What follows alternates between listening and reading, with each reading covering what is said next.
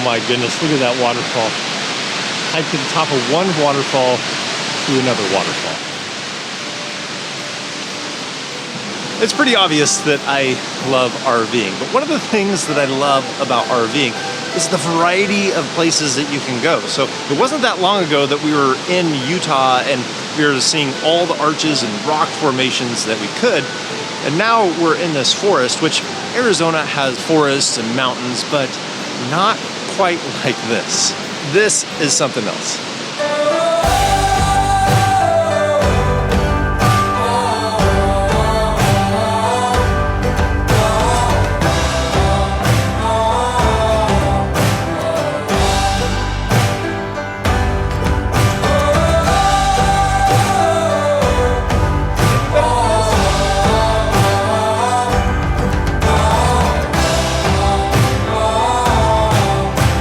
One of the great things that I love about the places that we have visited is sometimes they're really obvious places that everybody knows about, and they're almost iconic because they're so well known. But then there's other places that are out there that you have to dig a little bit deeper. You have to find those hidden gems out there. Today, I kind of wanted to mix up two thoughts that I have about RVing and mash them together. Those two things are finding something hidden, and what I hope to do in these videos all the time is to help people enjoy the RVing experience even more. So in the video about the RVLock system, I placed some clues in there to a hidden treasure that I've put out there that whoever gets to it and finds it first, they get to keep it. Kind of like a one-time find geocache. So I'm putting a couple of items in this dry bag, so you get to keep the dry bag too, but I'm gonna put a water filter in here. So I'm picking a couple of different items for a couple of different reasons. Number one, we liked this water filter, and these two things go along with the clues. So this water filter is gonna go in the bag, and the second thing is a front door RV lock. So for the rules for this hunt, I'll put a link down in the description. Now, if you're seeing this section of the video, this has already been found, so you can go through and kind of work through the clues and have some fun with it, but there won't be anything there at the end. Somebody has already found it.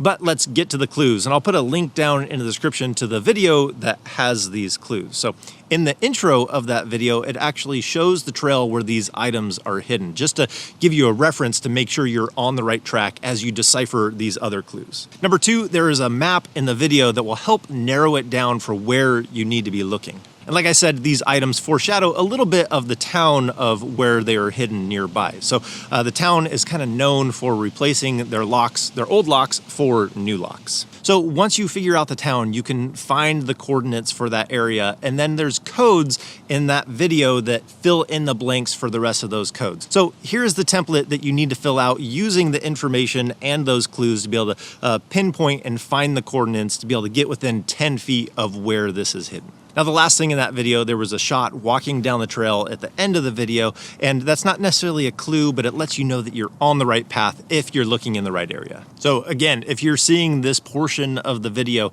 it has already been found, so you can have fun with the clues, but there won't be anything there if you find the point on the map where this was hidden. I hope everybody had fun with this. So this goes along with what I try and do in these videos. I want to help people enjoy the RVing experience and get out there and see something new. So I think that's going to do it for today. I hope you guys have fun with this idea. And if you're getting out there, be safe while you do it. So as always, if you like this video, give it a thumbs up. If you want to see more videos about RVing, hit that subscribe button. And who knows, maybe future giveaways like this. But if we don't see you on the road, hopefully we will. See you next video.